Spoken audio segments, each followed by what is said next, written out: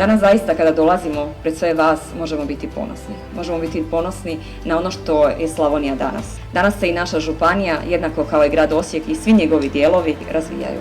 Danas zaista govorimo o pozitivnom gospodarskom rastu, govorimo o povratku mladih koji su nam prije 10 godina počeli odlaziti. Svi ovdje danas gledaju kako se vratiti svojim kućama i svojim domom.